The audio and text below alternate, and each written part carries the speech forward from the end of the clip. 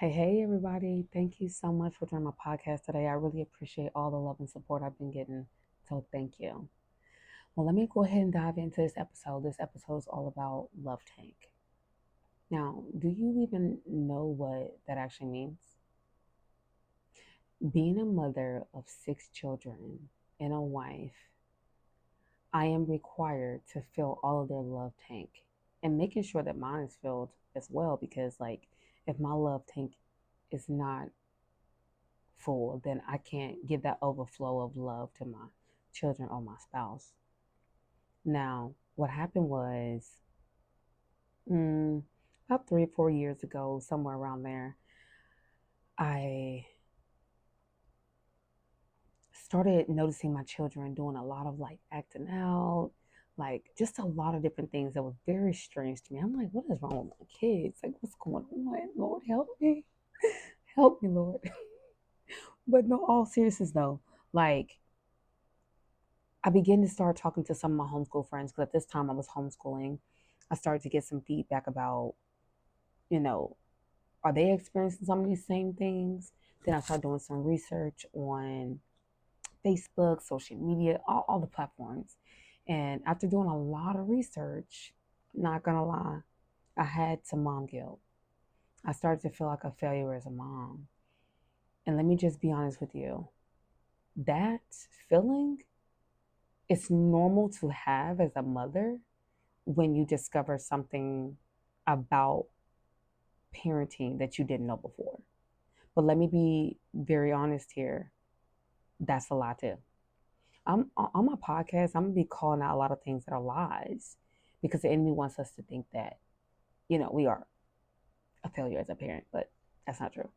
Yeah, not true. So let me just say, once I found out, or when I did some research and I found out about love tanks. Well, let me rewind. I ran across an author called Chapman Campbell. I think that's his name. Actually, I got some books right here. Yeah, Chapman Campbell, that's his name. And he talks about the 5 love languages. And not just him, but there's a couple other authors out there that talks about these things about the love languages, okay? Now, I wasn't aware of these love languages. I just knew that I love my children. I carried them for 9 months. And the moment they step foot on this earth, well, I'm sorry, transitioned into the earthly realm, the love was like a magnet. So I loved them. There was no question there. And I knew that I was going to love them for the rest of their life. So there was no problem with me loving my children. But as they begin to grow and they begin to learn a lot of different things, and I realized, well, hold on, wait. And then I added more children. I had to make sure, like, I was being very intentional about going, making sure that I showed love to the other kids, even though a newborn came into the house, right? Like I stated last time, I have 3 sets. So I have to make sure that I'm really, really being very intentional with the love that I share with my children. And to be honest, I really thought I was doing this years ago. But after I read some of those books and did some research, I realized that I had failed my children. And again, this is okay. This is okay because I wasn't doing it on purpose. The beauty in all this is realizing where you dropped the ball and just picking it up. So all you have to do is when you get the knowledge, you grow from there.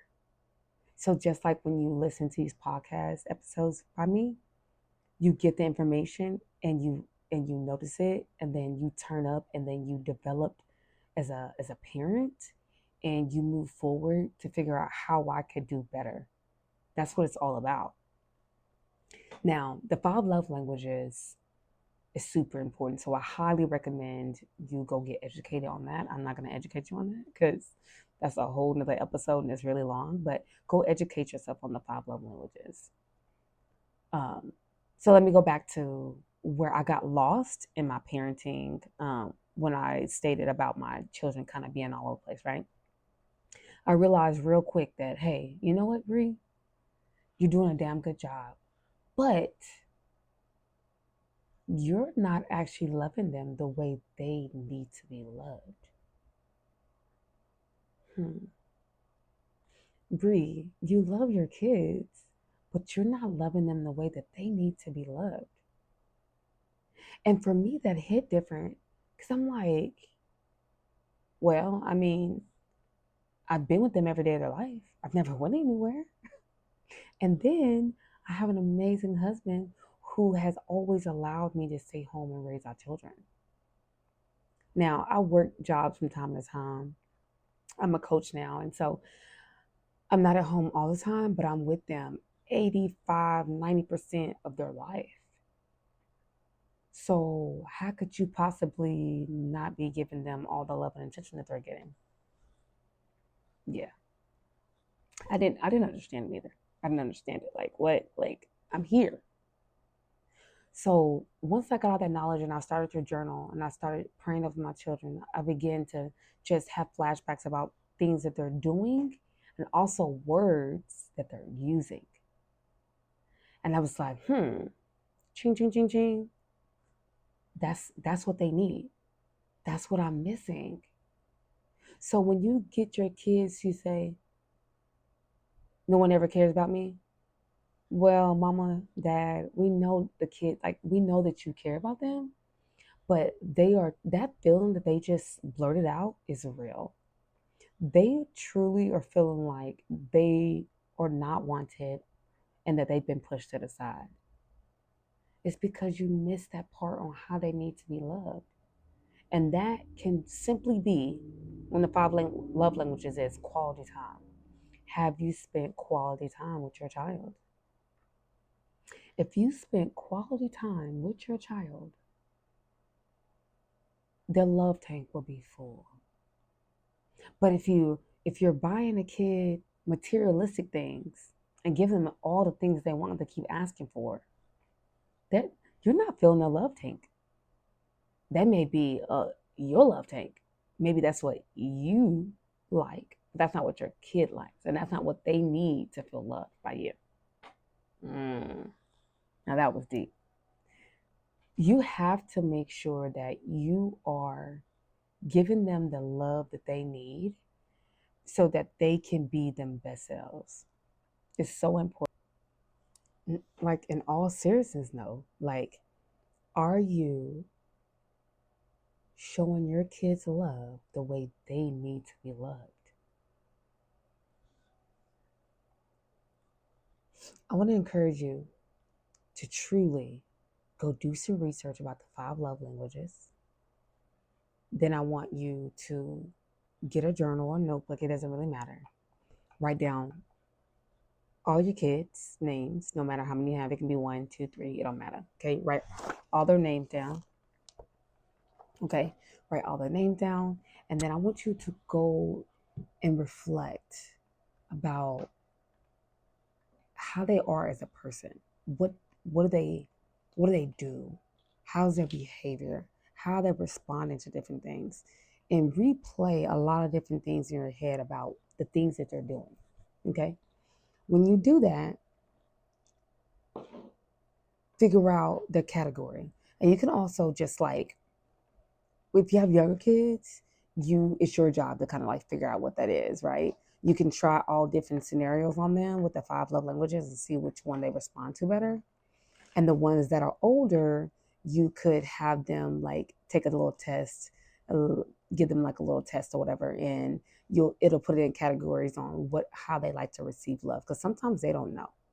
They don't know because they haven't been taught this information. So that's why it's so important to learn it and then teach your children, even the adults. I talk about this. If you're a 50-year-old mother, 60-year-old mother, and you're just now getting this knowledge, figure out what that is for you because maybe you don't even know what your love language is neither. And then share that with your adult children. By doing this, you could truly, truly restore your relationship with your children. All my kids, all of them. This just so happened to be like this. It won't be like this for everybody, but literally all six of my children, first love language is quality time. So I'm getting pulled all kinds of ways, but I'm intentional about what I do. One of them will be beg and beg and beg and beg. Mommy can't do this. Mommy can't do this. Maybe mommy can't do that. I'm like, uh, uh, I don't really want to, but I have to because that's how they're gonna know that mommy loves them. They know that I'm telling them all the time that I love them, but when I take that extra 5 to 10 to 15 minutes a day to show that quality time, it fills them up even better.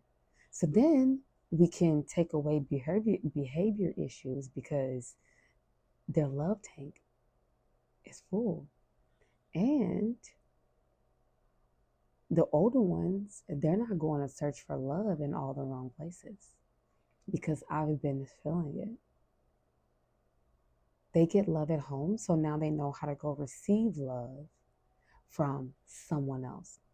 Friends, their significant other whenever they start dating, and also their family members. Because some family members are toxic, unfortunately. And if they're toxic, then they definitely not they can't fill your love tank. Like I'm a proud Annie. Oh, I'm a proud Annie, and I can guarantee you that I could feel their love tank, and that sometimes is quality time for them, and then sometimes that's just being a good listening ear for them. We are like I go back to episode 1, you guys. All children want to feel loved, seen, and heard. Are you doing that for them? Are you? You got to be real with yourself. Are you? Are you being real with? I mean, I'm just being honest. Are you being real with your kids? Don't fake the funk, okay? Don't fake the funk. And the kids, they know when we lying. They know. You guys, I kid you not. Your kids study you and they watch your behavior very carefully. And that's why they grow up to be just like you. Now, you can be in denial all day and you can be like, I'm not like that. I know they got that behavior from. Stop lying to yourself. They got it from you. They learn from the best. They've been watching you since they was real little. Okay? They got it from you. Just take that ownership, take that accountability, okay? They got it from you. So, parents,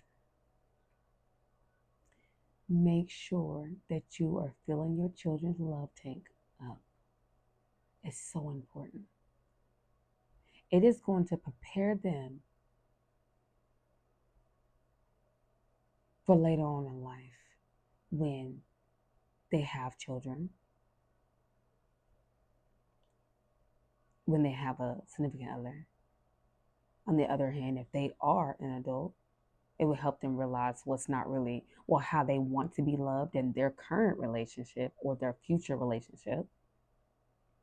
And then it also helps them connect with helps you connect with your adult children on realizing, hey, you know what? I realized that I didn't fill your love tank up when you were younger. And I apologize for that. So then now you're able to repair that relationship. Because here it is, mama and dad. We're in their life faithfully, attending all sports, attending school events, um, you name just whatever you do with your kids, you're there, you're present. But that's not their love language. You're not feeling their love, but they appreciate it. They don't get me wrong, they appreciate it. But you got so many of them out there who feel like they're not loved because you didn't fill that love tank. So be intentional about filling them up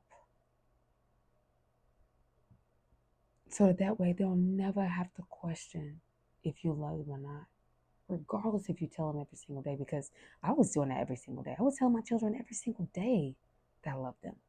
It never failed. Because unfortunately in my household, we didn't get that. Like we knew our mom loved us, but she didn't verbally say that to us. She does now that we're adult children, and I love that for her. I love that she acknowledged that and that she's grown in that area to inform us that she loves us. I think it's so cute. But feel your kids love tank up, you guys. It's beautiful when you see them flourish. You see their behavior change. This is honestly what keeps your kids from acting out, rebelling,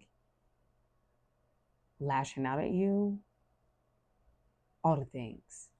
And when they're younger, you really have to teach them how to regulate their own emotions because they definitely don't know what they're doing. It's our job to do that. So be patient with them. If that's something that you find very, very hard and very challenging, I highly recommend you pray for patience every single day. It's funny because when I come across somebody that I don't know, and I'll be like, "Oh, I got 6 kids," they be like, "Ooh, how you do it?" I'm like, a lot of prayer and patience. Like that's how I get through my parenting. I don't do this like I got it all figured out. Heck no, I'm still trying to figure it out. Our middle child is about to be 13 years old, and she a whole different ball game of 13. It's a girl. My oldest, she's about to be 20, and so when she was 13, they are just totally opposite. So I have to parent them completely different, and it is not easy. It's not. But I'm willing to do what I need to do for her so that she can be her so that she can be her best self. It's my job and my duty to make sure that I love her the way she needs to be loved, not the way I want to love her. Does that make sense? I hope it did. But that's all I got for you guys tonight or today. It's nighttime when I'm recording, but no matter when you listen to this, this is all I got for you this episode. And I really hope and pray that you've learned something from this episode and go fill your kid's love tank up. We'll talk about parenting love tank later, but go fill your kids' love tank up, okay? They need you and they love you. If they never told you before, they love you. And I know that you love them. So go be great. Go parent your sweet kids that you love. Be patient, pray, and know that it's all going to work out. No ifs, ands, and buts about. You got this. I believe in you. Talk to you later.